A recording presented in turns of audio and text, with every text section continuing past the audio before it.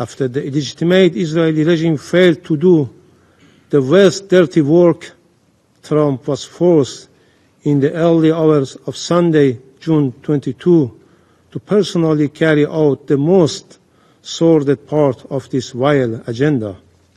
Once again, the internationally wanted war criminal Netanyahu succeeded in hijacking U.S. foreign policy, dragging the United States into yet another costly, baseless war.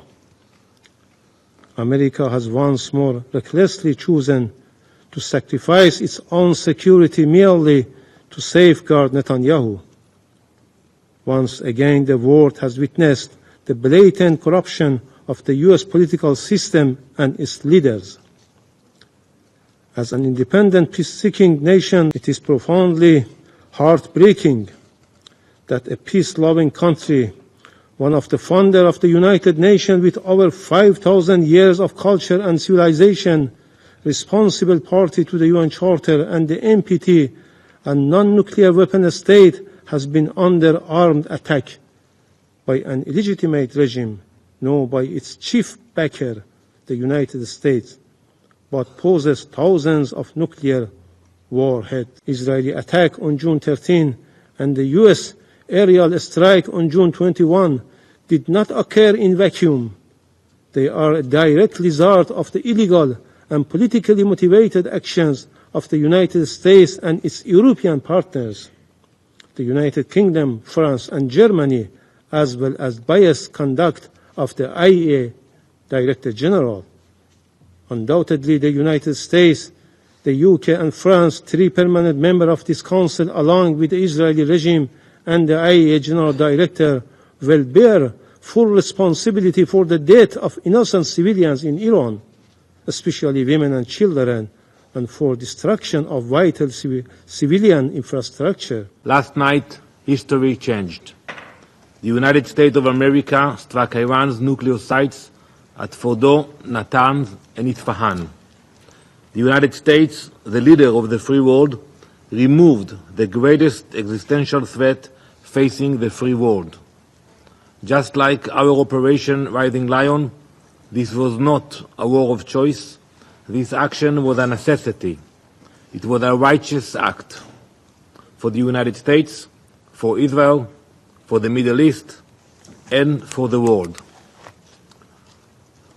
So the entire world should say on record today, here and now, thank you.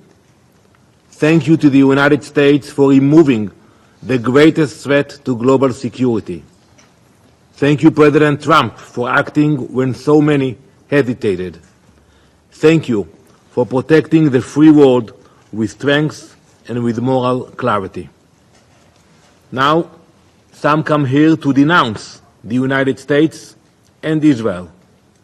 So let me ask you, where were you? Where were you when Iran raced toward the bomb? Where were you when it enriched uranium far beyond the point of civilian usage? When it buried entire fortress beneath mountain to prepare for our extermination? Where were you when Iran turned negotiation into theater and deceit into strategy? You were silent. You were complicit. You were afraid. You were bystanders. Last night, the leader of the free world acted with that courage. The United States acted, not just for itself, but for every nation that values freedom over radicalism. For every nation whose children deserve to grow up without the shadow of a nuclear disaster hanging over their heads. Make no mistake, the cost of inaction would have been catastrophic. A nuclear Iran would have been a death sentence just as much for you as it would have been for us.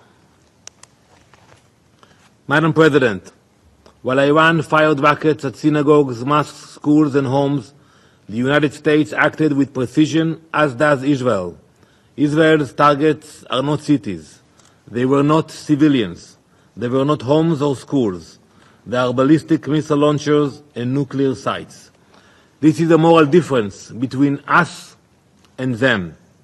They seek chaos, we seek order.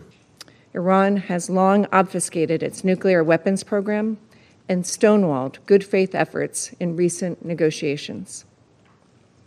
Madam President, the time finally came for the United States, in the defense of its ally and in the defense of our own citizens and interests, to act decisively.